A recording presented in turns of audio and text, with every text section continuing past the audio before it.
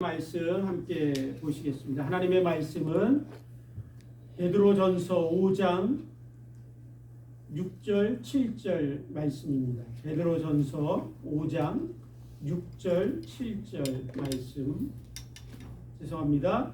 베드로전서 5장 5절부터 7절 말씀입니다. 베드로전서 5장 5절 6절 7절 말씀 보실 때 제가 먼저 5절 읽고 6절은 우리 성도 여러분께서 읽으시고 7절은 함께 읽으시면서 하나님의 말씀으로 우리 함께 은혜를 나누겠습니다. 제가 먼저 읽겠습니다. 젊은 자들아, 이와 같이 장로들에게 순복하고 다 서로 겸손으로 허리를 동이라. 하나님이 교만한 자를 미워 대적하시되 겸손한 자들에게는 은혜를 주시느니라. 그러므로 하나님의 은혜하신 선 아래서 겸손하라. 때가 되면 높이시리라. 함께 읽겠습니다. 너희 염려를 다 주께 맡겨버리라. 이는 저가 너희를 권고하시니라. 아멘.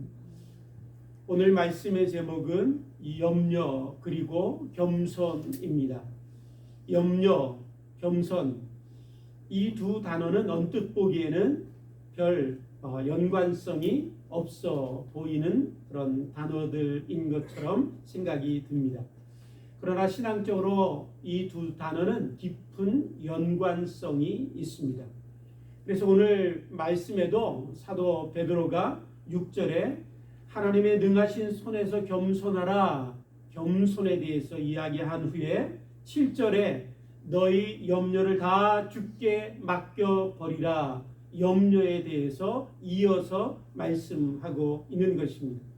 사도 베드로가 이렇게 이어서 얘기함을 통해서 염려와 겸손이 어떤 깊은 관계가 있고 또 어떻게 우리가 하나님을 섬겨가야 하는지 우리에게 가르쳐주기 위하여 이 염려와 겸손을 이어서 우리에게 말씀하고 있는 것입니다.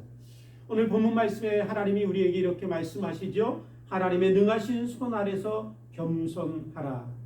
왜 하나님은 우리에게 겸손하라고 말씀하실까요?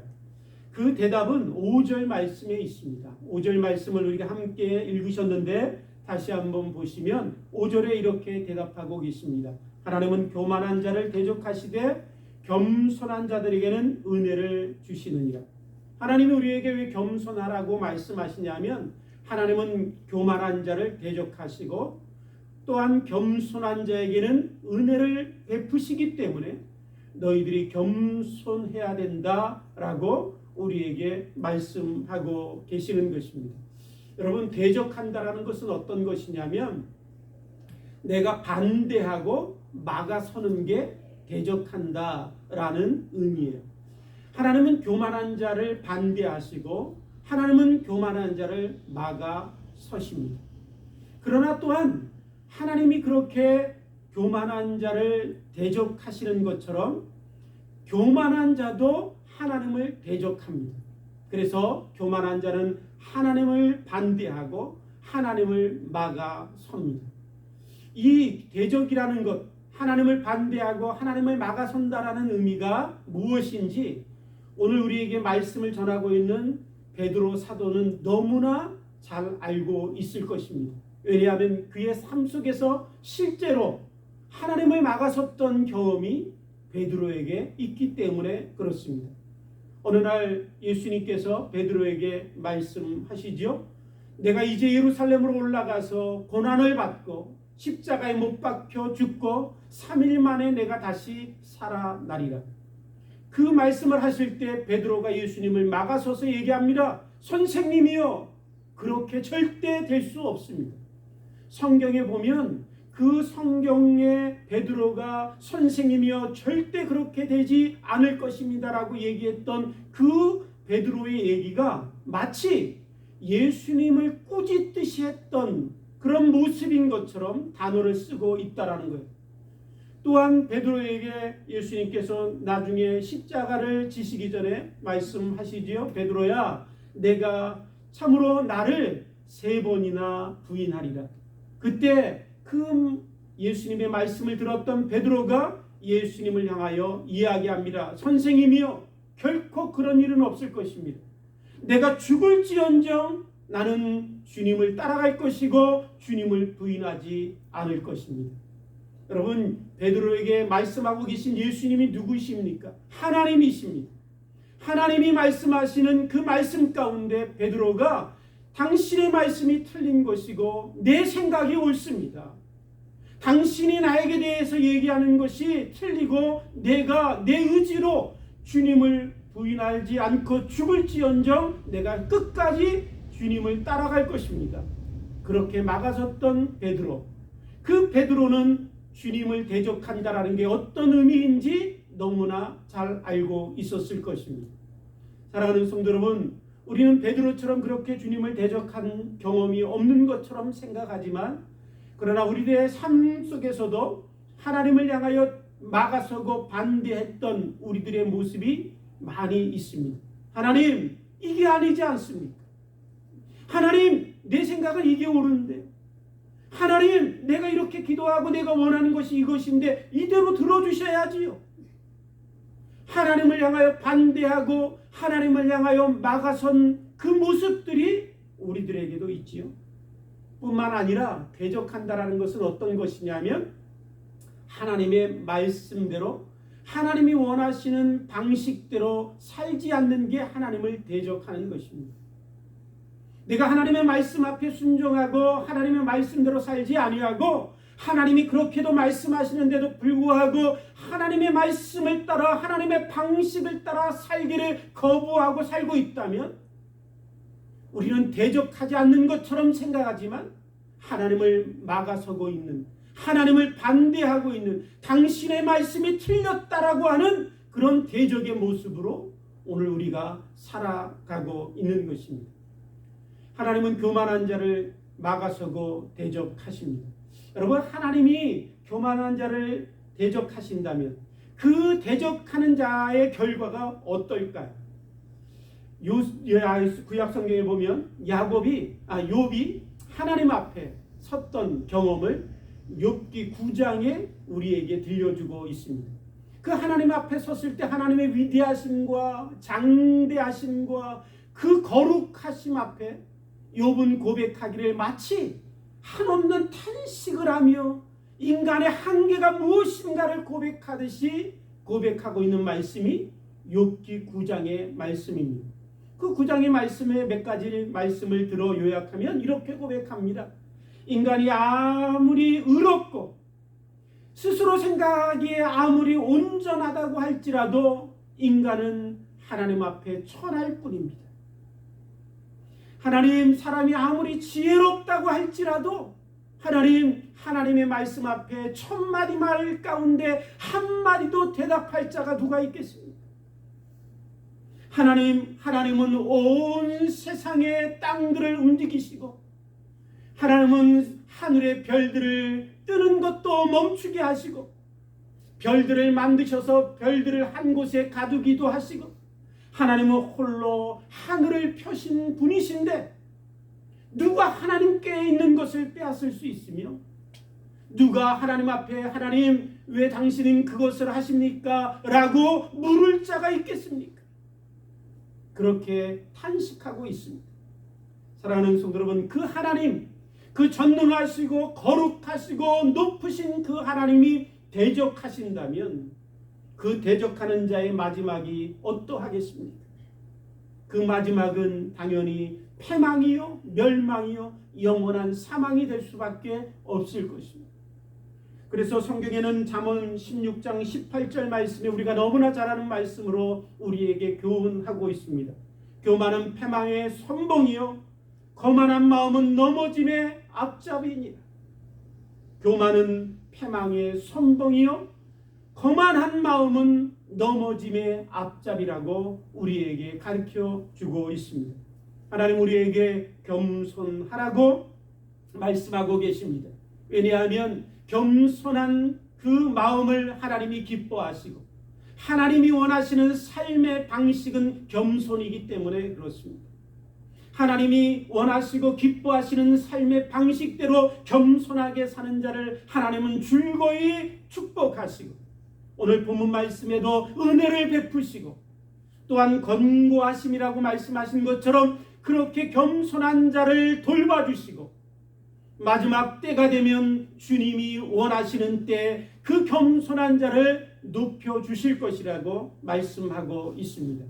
사랑하는 성도 여러분, 저와 여러분들이 하나님 앞에 전능하신 주님의 손 아래서 겸손할 수 있는 저와 여러분들이 되기를 주님의 이름으로 축복합니다. F.P. 마이어라는 사람이 이렇게 자기에게 인생에 있었던 깨달음에 대해서 우리에게 이렇게 들려주고 있는 말씀이 있습니다. 그는 이렇게 고백합니다. 나는 하나님의 은혜의 선물이 층층이 여러 층으로 되어 있는데 그 여러 층이 이렇게 올라가며 되어 있다라고 생각했습니다. 그래서 나는 내가 커지고 키가 커지고 내가 더 높아지면 이 밑에 있는 층에 있는 은혜의 선물, 그 다음에 있는 은혜의 선물, 높아질수록 은혜의 선물을 더 내가 받고 누릴 수 있다라고 생각했습니다. 그런데 어느 날 제가 알게 되었습니다. 하나님의 은혜의 선물은 여러 층으로 되어 있는데 이렇게 높아지는 층으로 되어 있는 것이 아니라 이렇게 낮아지는 층으로 되어 있다는 것을 깨달았습니다.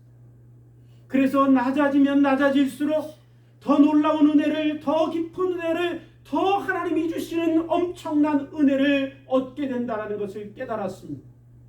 나는 그 이후로 늘 낮아지기를 힘쓰고 있습니다. 그렇지요, 사랑하는 성도 여러분, 하나님은 겸손한 자에게 은혜를 주십니다. 높아지며 높아질수록 은혜가 더 커지는 것이 아니라 낮아지고 겸손해지고 내려갈수록 하나님의 은혜가 우리에게 넘치게 되는 것입니다. 그렇다면 저와 여러분들이 어떻게 겸손해질 수 있을까요? 겸손이란 무엇일까요? 성경에 보면 겸손이라는 것은 어떤 것이냐면 나는 못해요. 배운 게 없어요. 가진 게 없어요. 그래서 저는 아무것도 아니에요. 저는 참으로 맡겨주신 일들도 할 수 없어요. 그게 겸손이 아니라 겸손이라는 것은 어떤 것이냐면 하나님과 바른 관계를 갖는 사람이 갖게 되는 게 겸손입니다. 하나님을 만나서 하나님을 알게 되고 하나님을 알 때 내가 누구인가를 또한 깨닫게 되어서 하나님과의 바른 관계를 갖게 되는 성도가 갖게 되는 게 겸손입니다. 그래서 진정한 겸손은 누가 갖게 되냐면 하나님을 만난 사람만이 갖게 되어 있습니다. 그 전능하신 하나님을 경험한 사람만이, 그 하나님 앞에 섰던 사람만이 겸손의 은혜를 얻을 수 있습니다. 우리 주위의 성도 여러분들과 제가 하나님을 만나게 되는 축복이 있게 되길 원합니다.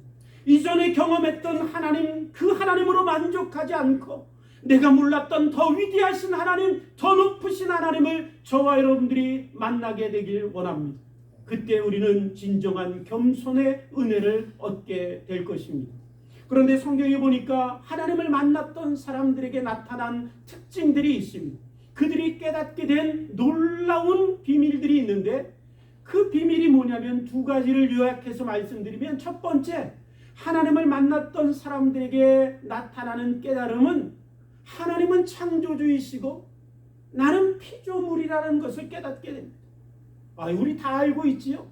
그렇게 다 알고 있는 지식으로만 그런 깨달음을 얻는 게 아니라 진정으로 내가 참 아는 것을 통하여 하나님은 창조주이시고 나는 피조물이라는 것을 깨닫게 됩니다. 그 창조주 되신 하나님 앞에 내가 섰을 때 하나님은 한없이 높으시고 한없이 거룩하시고 한없이 영광스럽고 그 하나님 앞에 나는 아무것도 아니라는 것을 깨닫게 되는 것입니다. 나는 아무것도 아닌 것이고 모든 것이 하나님의 것이고 나는 아무것도 아니라는 것을 깨닫게 될 때 우리가 고백하게 되는 게 있습니다. 하나님, 나는 내가 내 인생의 중심인 줄 알았습니다. 하나님, 내 삶에 내가 주인인 줄 알았습니다. 세상도 내 중심으로 돌아가는 줄 알았습니다. 그런데 하나님 깨닫고 보니까 하나님이 중심이시네. 내 인생에도 하나님이 중심이요, 내 사업에도 하나님이 중심이요, 내 자녀들에게도 하나님이 중심이요, 모든 세상의 중심은 내가 아니라 하나님이시군요. 그것을 깨닫게 되는 것을 보게 됩니다.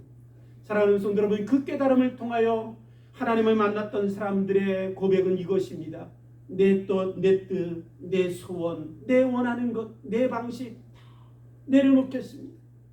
오직 하나님의 뜻이 이루어지고 하나님이 모든 것들을 받으시고 모든 것이 하나님께로 돌아가기를 소원합니다. 그렇게 고백하게 됩니다. 또 두 번째로 여러분, 하나님을 만났던 사람들에게 나타나는 특징이 뭐냐면 나의 모든 것이 하나님의 은혜에 의존하고 있다는 것을 깨닫게 됩니다. 내 모든 것이 전에는 내 힘으로 사는 것 같았어요. 내가 내 노력해서 얻은 것 같았어요. 내가 잘나서 얻은 것 같았지만 이제 하나님을 만나고 보니까 나의 모든 것이 내가 존재할 때부터 내가 끝날 때까지, 처음부터 나중까지, 시작부터 끝까지 모든 것이 다 하나님의 은혜임을 깨닫게 된다는 거예요.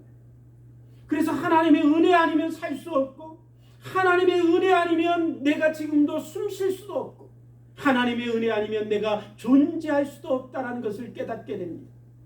그래서 모든 것들이 하나님의 은혜에 의존하고 있기를 알기에 늘 하나님 앞에 의지하게 됩니다. 하나님을 구하게 됩니다. 하나님의 은혜를 사모하게 됩니다. 그것이 바로 참으로 주님을 만났던 사람들에게 나타나는 놀라운 변화의 특징입니다. 그렇게 주님을 만났던 사람들, 만났던 그 사람들이 오직 하나님만이 창조주시고 자기가 피조물이라는 것을 안 이후에 그들의 삶의 변화가 일어납니다. 이제 나의 모든 것들은 다 하나님의 것이기에 이제 하나님만 의지하고 하나님만이 영광을 받으시고 하나님께 모든 것이 다 돌아가며 하나님의 영광을 받으셔야 합당합니다. 그렇게 고백하게 된다는 것입니다. 그래서 사랑하는 성도 여러분, 우리들 가운데 오셔서 참으로 겸손의 왕으로 겸손이 무엇인가를 우리에게 친히 보여주셨던 예수님, 그 예수님이 기도하실 때 제자들이 보고 예수님께 구하지요. 주님, 우리에게도 당신의 기도를 좀 가르쳐 주십시오. 그때 예수님이 가르쳐 주신 기도가 주님이 가르쳐 주신 주 기도문입니다.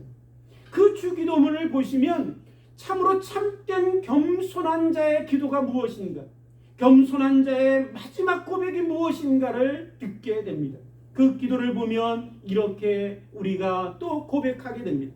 하늘에 계신 나의 아버지, 내 이름이 아니라 아버지의 이름이 거룩히 여김을 받기를 원합니다. 아버지, 내 나라가 아니라 아버지의 나라가 이루어지길 원합니다. 내 뜻이 아니라 아버지의 뜻이 이루어지길 원합니다. 아버지, 나라와 권세와 영광과 모든 것이 아버지께 돌아가길 원합니다. 사랑하는 성도 여러분, 이것이 겸손입니다. 이것이 주님을 만난 참된 겸손의 은혜를 입은 자의 마지막 삶의 고백인 것이 참으로 우리 주님을 통해서 우리가 배우게 되고 깨닫게 되는 것입니다. 저와 여러분들이 하나님 아버지 앞에 겸손하길 원합니다. 우리가 전능하신 창조주 앞에 한없이 보잘것없는 피조물이라는 것을 깨닫고 은혜 아니면 살 수 없는 존재임을 알고 늘 하나님을 의지하고 하나님께 맡기고 하나님 앞에 드리며 오직 아버지의 나라가 아버지의 뜻이 모든 것이 하나님 앞에 돌아가기를 소원하며 우리의 삶을 겸손하게 걸어갈 수 있는 저와 여러분들이 되기를 주님의 이름으로 축복합니다. 아멘. 주님이 우리에게 그렇게 말씀하신 후에 우리에게 이렇게 5절에 말씀하십니다. 다 서로 겸손으로 허리를 동이라. 겸손, 너희가 하나님 앞에 얻은 그 겸손으로 허리를 동이래요.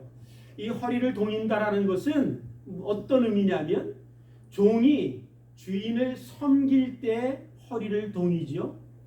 바로 이 허리를 동이는 이 참으로 말씀을 통해서 우리들 가운데 떠오르는 장면이 있을 것입니다. 바로 우리 주님 예수 그리스도께서 십자가를 앞에 두시고 제자들과 만찬을 나누시기 전에 참으로 주님이 먼저 수건으로 허리를 동이시고 제자들의 발을 한 명 씻겨주셨던 그 장면이 떠오를 것입니다. 주님이 그 제자들의 발을 씻겨주시면서 말씀하시기를 나는 너희들에게 주와 선생이 되어 너희 발을 씻기노니 너희도 서로 발을 씻기라. 겸손으로 허리를 동이고 참으로 제자들의 발을 씻겨주셨던 그 주님이 제자들에게 너희도 이렇게 하라 말씀하셨던 주님이 오늘 우리들에게도 동일하게 말씀하십니다. 다 서로 겸손으로 허리를 동이고 섬기는 자가 되라. 주님, 우리가 단지 겸손이라는 그런 개념으로 끝나는 것이 아니라 하나님 앞에서 겸손이라는 것들을 얻는 은혜로 끝나는 것이 아니라 그것이 우리들의 삶의 열매로 맺어지길 원하십니다.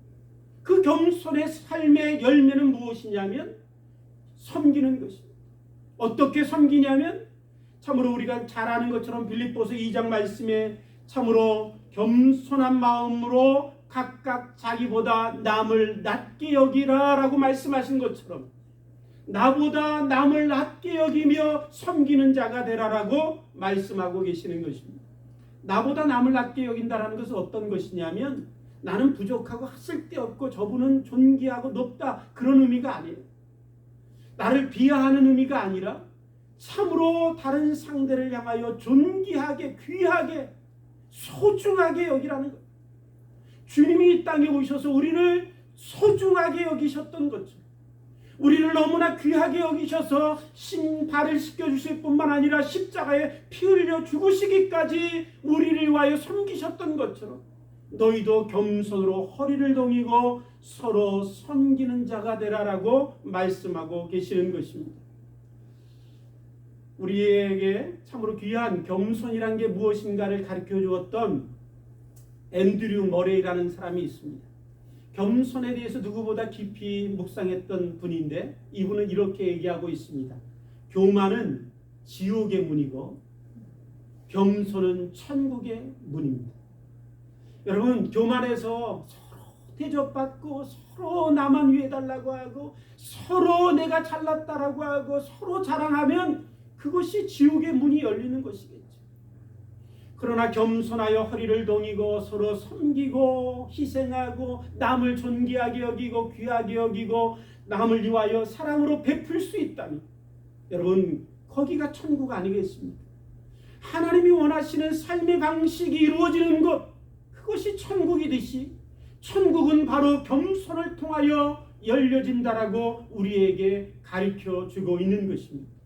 오늘 저와 여러분들이 섬기는 우리 주 교회 안에 우리가 서로 겸손으로 허리를 동이고 나보다 다른 성도들을 더 귀하게 여기고 희생하고 섬기고 주님이 우리를 섬기셨던 것처럼 내가 먼저 섬길 수 있는 놀라운 축복이 우리 가운데 이루어지기를 주님의 이름으로 축복합니다. 그때 우리 교회가 천국과 같은 곳이 될 것이고 또한 우리 가정에서도 그렇게 우리가 먼저 겸손으로 허리를 동일 수 있다면 내 가정도 천국이요 내가 살아가는 이 세상도 천국의 놀라운 은혜를 경험하게 될 줄 믿습니다. 오늘 이 말씀을 하신 후에 주님이 우리에게 7절에 이렇게 말씀하십니다. 너희 염려를 다 주께 맡겨버리라. 너희 염려를 다 주께 맡겨버리라. 왜 겸손의 말씀을 하신 후에 바로 염려를 다 주께 맡겨버리라 말씀하셨을까요? 여러분, 염려라는 것은 어떤 특징이 있냐면 염려는 내가 소중하게 여겨서 그것을 염려하잖아요. 그러면 염려는 내가 소중하게 여기는 것을 빼앗아가는 특성이 있습니다. 예. 내가 소중하게 여겨서 너무 귀중해서 내가 염려해요. 그러면 그 염려한 것을 염려가 빼앗아가는 특성이 있어요. 그래서 마태복음 6장 25절의 말씀에 예수님이 이렇게 말씀하시죠. 내가 너희에게 이르노니 목숨을 위하여 무엇을 먹을까 무엇을 마실까 몸을 위하여 무엇을 입을까 염려하지 마라. 목숨이 음식보다 중하지 아니하며 몸이 의복보다 중하지 아니하냐 라고 말씀하십니다. 무슨 말씀이냐면 너희들이 목숨이 중요해서 그 목숨에 중한 것을 지키기 위하여 무엇을 먹을까 무엇을 마실까 염려하고 있다면 그 염려 때문에 너희들의 목숨이 해롭지 않냐? 너희들의 몸이 중해서 그 몸을 위하여 의복을 염려하는데 무엇을 입을까 염려한다면 그 염려 때문에 너희 몸이 병들고 아플 수 있지 않느냐? 그렇게 말씀하시는 거예요. 나는 목숨이 중해서 그 목숨 때문에 염려해서 음식 먹을 것 마실 것을 염려하는데 결국은 그 염려가 나를 해롭게 한다. 내가 몸이 중에서 어떤 것을 입을까 염려하고 걱정하는데 그 걱정 때문에 내 몸이 병들고 아플 수 있다는 것입니다. 잠언 15장 13절 말씀에 보면 이렇게 말씀합니다. 마음의 근심은 심령을 상하게 하느니라. 잠언서 17장 22절에 보면 심령의 근심은 뼈를 마르게 하느니라. 심지어는 고린도후서 7장 10절 말씀에 보면 세상의 근심은 사망을 이루느니라. 우리 안에 있는 염려 근심은 내 마음을 상하게 하고 그 염려 근심은 내 뼈를 쇠하게 하고 심지어는 그 염려 근심이 우리를 사망케 죽음으로 인도한다는 거예요. 염려를 사랑하는 성도 여러분, 백해무익합니다. 내가 염려해서 산 것 같죠? 내가 염려해서 자식이 잘 된 것 같죠? 내가 염려해서 걱정해서 이만큼 사는 것 같죠? 그렇지 않다. 백해무익하다라는 것입니다. 오늘 우리 마음속에 이 말씀을 들으면 이렇게 생각하시는 분이 계실지 모르겠어요. 어떻게 염려 없이 살 수 있어요? 다 염려하며 사는 거지. 여러분, 그렇게 우리의 마음에 생각이 드신다면 여러분들 겸손하지 않는 것입니다. 하나님은 뭐라고 말씀하시냐면 얘야, 염려를 다 맡겨라. 염려를 다 맡기고 사는 삶이 있다. 그런데 우리는 어떻게 얘기하냐면 무슨 얘기세요? 염려 없이 어떻게 살 수 있어요, 인생을. 하나님을 반대하고 막아서고 있는 우리의 교만한 모습이 거기에 있어요. 또 여러분, 우리가 이런 얘기를 하면 이런 말씀 하실 수도 있을 거예요. 누가 염려하고 싶어서 염려하나요? 그냥 하게 되는 걸 어떻게 해요? 내가 뭐 염려 그거 좋다고 내가 일부러 하는 거 아니잖아요. 여러분, 그런 마음이 혹시 우리 안에 있다면 그분은 어떤 분이시냐면 여러분, 겸손하지 못하고 염려를 그대로 두어서 염려가 이미 자기의 마음에 깊이 뿌리를 내린 사람이에요. 그대로 두면 여러분 어떻게 되겠습니까? 그 염려가 뼈를 상하게 하고 여러분 우리를 사망으로 이끌고 갈 뿐입니다. 그러기에 속히 우리 주님이 우리에게 뭐라고 말씀하시냐면 모든 염려를 다 주께 맡겨버리라라고 말씀하십니다. 여러분, 우리가 비가 오면 안개가 끼죠. 그 안개가 낄 때 앞이 보이지 않습니다. 그런데 이 얼반이라는 지역에 안개가 30m 꽉 안개가 낀다면 그 안개가 엄청나잖아요. 그리고 앞을 전혀 볼 수 없을 만큼 참으로 깊이 안개가 끼면, 그런데 여러분 그거 물컵으로 받으면 몇 컵이나 되시는 줄 아세요? 몇 컵 안 됩니다. 두세 컵. 그게 한 컵의 물컵에 들은 물이 600억 개의 입자가 되어서 안개가 되어서 우리의 눈을 가리는 겁니다. 염려도 비슷합니다. 별것 아닌 것 같고 사소한 것 같고 그냥 놔둬도 될 것 같고 염려 없이 어떻게 살 수 있을 것 같고 다 염려하며 사는 거지, 그러면서 염려를 그냥 붙들고 있으면 그 염려가 어느 날 내 눈을 가리게 될 것입니다. 하나님이 보이지 않고 하나님이 우리에게 주신 축복이 보이지 않고 하나님의 행하심이 보이지 않고 하나님의 위대하심이 보이지 않게 될 것입니다. 그때 우리는 염려에 사로잡혀 넘어지고 실족하게 될 것입니다. 주님이 우리에게 말씀하십니다. 다 염려를 맡겨버리라. 6, 7절에 보시면 분명하게 이렇게 말씀하시죠. 너희 염려를 주께 맡겨버리라 라고만 말씀하시는 게 아니라 다 주께 맡겨버리라. 다 주께 맡겨버리라고 말씀하고 계세요. 주께 맡겨버리라는 것은 뭐냐면 너희 손을 떠나게 하라는 거예요. 완전히 내려놓으라는 거예요. 하나님 앞에 완전히 던져버려라 라고 하나님이 우리에게 말씀하고 계시는 것입니다. 여러분, 이 맡겨버리라라는 의미가 가장 저에게는 연상되는 장면이 있어요. 그것은 뭐냐면 우리가 어렸을 때 아이들을 키울 때 아이들을 이제 픽업하러 학교 가잖아요. 그러면 무거운 가방을 딱 지고 오다가 그 가방을 어떻게 하냐면 아빠! 그러고 그냥 확 집어던지고 나 몰라라 절로 가서 친구들하고 햄버하고 놀기 바빠요. 여러분, 그 모습과 똑같습니다. 아빠! 그리고 던져버리는 거예요. 근데 우리는 어떻게 하냐면 하나님, 제가 짐이 무겁습니다. 조금만 좀 들어주세요. 조금만. 도와주시면 제가 살 것 같은데 조금만 도와주세요. 하나님을 그렇게 얘기합니다. 여러분, 하나님 우리에게 그렇게 하지 말고 다 맡겨버리라라고 말씀하고 계세요. 참으로 우리가 하나님 앞에 맡겨버리는데 염려까지도 맡겨버리래요. 그 쓰레기 같은 것, 그 더럽고 백해무익한 것, 그럼에도 불구하고 하나님은 다 맡겨버리라고 말씀하고 계세요. 수고하고 무거운 짐진 자들아 다 내게로 오라. 내가 너희를 쉬게 하리라. 사랑하는 성도 여러분, 우리 하나님 아버지 앞에 우리가 나아갈 때 왜 맡겨버리지 못할까요? 그것은 겸손하지 못하기 때문에 그렇습니다. 내가 더 내 인생 잘 꾸밀 것 같고, 내 인생의 스토리 내가 더 잘 쓸 것 같고, 내 자식 내가 더 잘 키울 것 같고, 내가 지키면 내가 더 잘 지킬 것 같은 교만이 우리에게 있기 때문에 하나님 앞에 맡겨 내려드리지 못하는 겁니다. 하나님이 진정으로 나보다 더 잘 아시고 내 인생의 이야기를 더 아름답게 쓰실 것이고, 내가 내려놔도 내 자식 하나님이 더 잘 아셔서 키우실 것이고, 그 하나님을 우리가 신뢰하고 믿는 겸손함이 우리에게 있다면, 사랑하는 성도 여러분, 우리는 하나님 앞에 맡기게 될 것입니다. 오늘 저와 여러분들이 하나님의 전능하신 손 아래서 겸손한 성도가 되기를 주님의 이름으로 축복합니다.